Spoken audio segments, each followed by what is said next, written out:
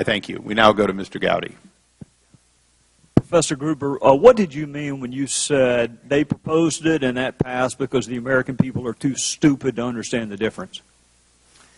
When I said that, I was at an academic conference being glib and, quite frankly, trying to make myself seem smart by insulting others. Are you offering the venue as a defense for saying it or for meaning it? I'm offering it as a defense for using inappropriate and hurtful and inexcusable language to... Well, what did you mean when you said it was a very basic exploitation of the lack of economic understanding of the American voter? What did you mean by that? Once again, it's another example of my inexcusable arrogance in trying to insult others to make myself seem smarter. Well, what did you mean when you said the American people don't care about the uninsured? Once again, that was an overstatement of trying to conjecture on political topics in which I'm not an expert. Well, you know what, Professor Gruber, I have listened to you all morning talk about your lack of political acumen. But note, Professor Gruber, and another one of your quotes, which I'll read to you, that was politically infeasible. You remember saying that? Yes. So you do like to factor in the politics from time to time, don't you? And also happen to note, Professor Gruber, that usually you insult the American voter, not the American public. So you do factor in politics, don't you? I have tried a number of occasions pretended that I know more about politics. Do you think not being a politician is a defense? And is that your defense this morning? I mean, I know initially you said that you offered these comments at a conference. I think you meant conferences, plural, but you said conference when you went on a very obscure television show and initially apologized for what you said were inappropriate comments. And now today your defense is that you're not a politician. Is that the best you can come up with? The best I come up with is to really just apologize for an inexcusable... Well, but I want to know, I mean, the pervasiveness of your quotes is so much that it has to be more than that. It has to be more than just an episodic mistake that you made. Well, here, let me keep going. See if this helps you any. What did you mean when you said you wish that you had been able to be transparent, but you'd rather have the law than not?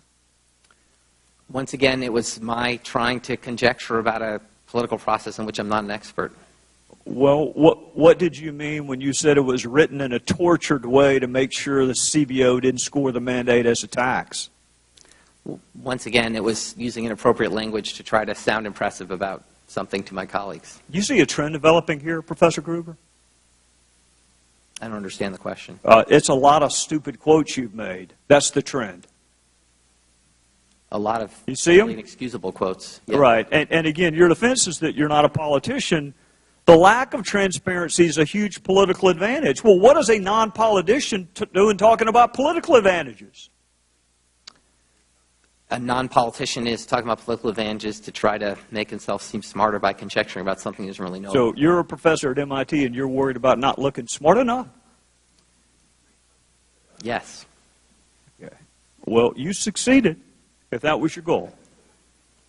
Now, I want to ask you, are you sorry? When did you realize that these comments were inappropriate?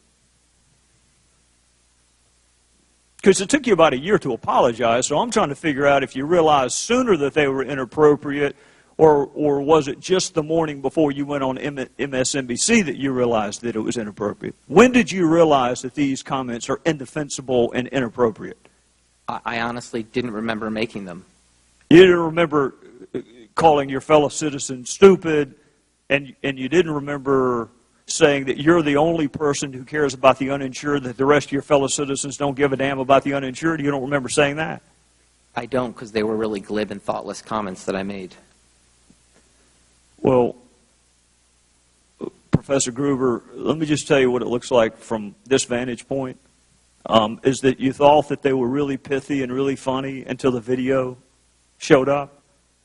And then even then, it took you a little while to apologize. And what I'm struggling with is whether your apology is because you said it or because you meant it. Which are you apologizing for? Because you said it or because you meant it? I didn't mean it. I'm apologizing. All of these quotes that I just read you didn't mean a single one of them. Not a one. What I said, Congressman, is that I was using glib, thoughtless, and really inexcusable language. You used them a lot. You used them a lot, Professor Gruber, which tends to undercut the notion that you were sorry for an episodic misstatement. I just read to you about 10. You see why people might possibly think the apology is a little disingenuous? Maybe. I yield back, Mr. Chairman. The gentleman yield me just 10 seconds. Following up on Mr. Gowdy, when you made these repeated comments, these glib, inappropriate comments in an intellectual community with lots of other like-minded people, did anybody come up to you and tell you that what you were saying was inappropriate? Not that I can recall, no. I guess what you said was popular in that community. We now go to the gentleman